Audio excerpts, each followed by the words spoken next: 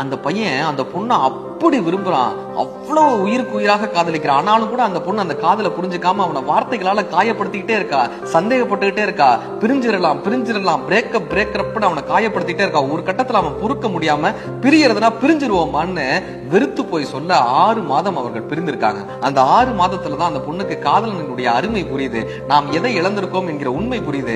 மீண்டும் போய் தன்னுடைய காதலனை பாக்குற 6 மாதத்துக்கு அப்புறம், கார்த்தி நான் தெரியாம பேசிட்டேன், நான் புரியாம இருந்துட்டேன், என்ன நீ மறுபடியும் ஏத்துக்க மாட்டியான்னு இவன் கேட்க, அந்த பையன் சொல்றான், ஒரு முட்டாள் தான் உன்னை மறுபடியும் ஏத்துப்பான், ஒரு பைத்தியக்காரன் தான் உன்னை மறுபடியும் ஏத்துப்பான்னு அவன் சொல்ல, அந்த பொண்ணு கண்ணீரோட திரும்பி போறான். நான் எதை இழந்துட்டோமேன்னு அந்த கண்ணீரோட திரும்பி போறான்.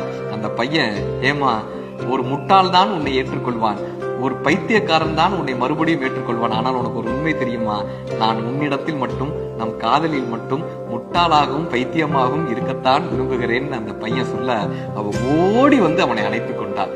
காதலிலும் இல்வாழ்க்கையிலும் யார் ஒருவன் முட்டாளாகவும் பைத்தியமாகவும் இருக்கிறானோ அவர்கள் வாழ்க்கை தான் இணைக்கிறது.